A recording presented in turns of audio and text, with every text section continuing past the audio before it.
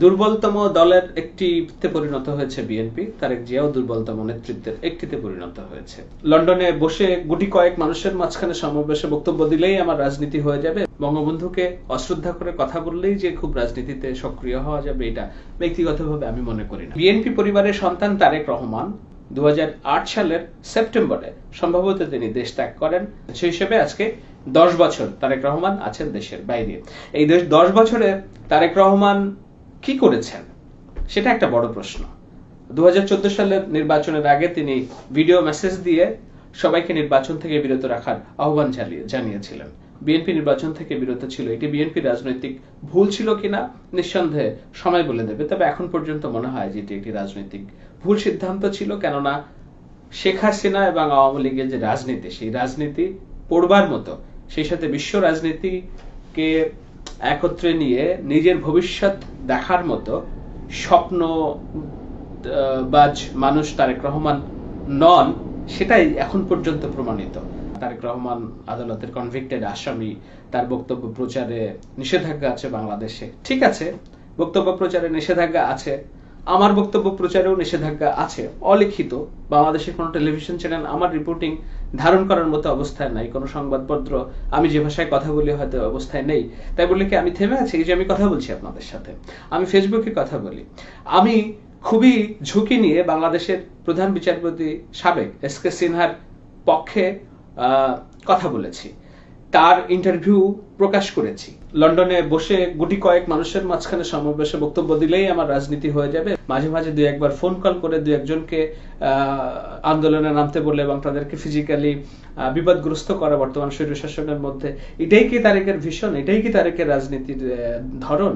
বাংলাদেশের তারেক জিয়ার নামে একটা ফেসবুক পেজ আছে, এখানে যেসব কন্টেন্ট আছে অর্থাৎ যেসব পোস্ট দেওয়া হয়, এগুলো আদৌ তারেক রহমান দেন না অন্য জামাত শিবিরের কোনো লোকজন এটা দিচ্ছে তারেক রহমানের নাম করে, সেটা বোঝার কিন্তু কোনো উপায় নাই।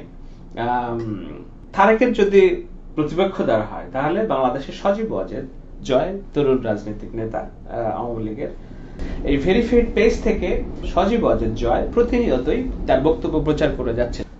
তারেক রহমান 10 বছর হলো লন্ডনে আছেন, একটা ফার্স্ট ওয়ার্ল্ড কান্ট্রিতে থাকেন, পশ্চিমা বিশ্বে থাকেন। এই 10 বছরে আমরা তার কোনো ইন্টারভিউ দেখি নাই কোথাও। এই 10 বছরে ফেসবুকে নিজের একটা বক্তব্য আমরা দেখিনি।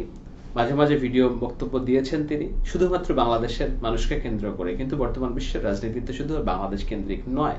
তারেকের অবস্থান কি? তারেকের বিগত দিনের কার্যক্রম নিয়ে সংশয় আছে কূটনীতিকদের মনে, বহির্বিশ্বের মনে।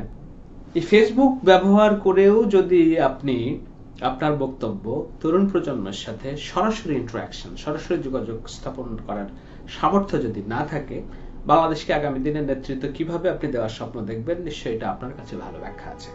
বঙ্গবন্ধুকে অশ্রদ্ধা করে কথা বললেই যে খুব রাজনীতিতে সক্রিয় হওয়া যাবে, এটা ব্যক্তিগতভাবে আমি মনে করি না। দুর্বলতম দলের একটিতে পরিণত হয়েছে বিএনপি। তারেক জিয়াও দুর্বলতম নেতৃত্বের একটিতে পরিণত হয়েছে। ঢাকা শহরে মাসে গড়ে 20 জন করে খুন হচ্ছে, সেই শহরে জনাব তারেক রহমানকে যদি আমরা হারিয়ে ফেলি, হোয়ার ইজ বাংলাদেশ?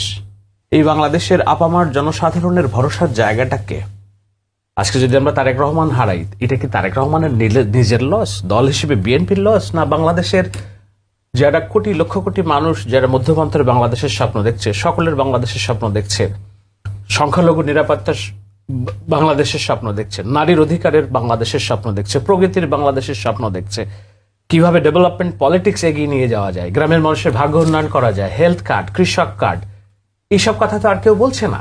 সুস্থ শুদ্ধ পলিটিক্স যেটা স্বপ্ন তারেক রহমান দেখাচ্ছেন, তার অনুপস্থিতিতে কি তারেক রহমানের লস হবে, বাংলাদেশের তার দলের লস হবে, না এই লসটা বাংলাদেশের?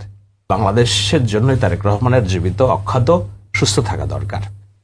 বাংলাদেশের জন্যই তারেক রহমানকে আগামী অন্তত 5টা বছর রাষ্ট্র ক্ষমতা পরিচালনা করার দায়িত্ব দেওয়া দরকার। এটা তারেক রহমানের নিজের জন্য যতটা না, বাংলাদেশের জন্য দরকার।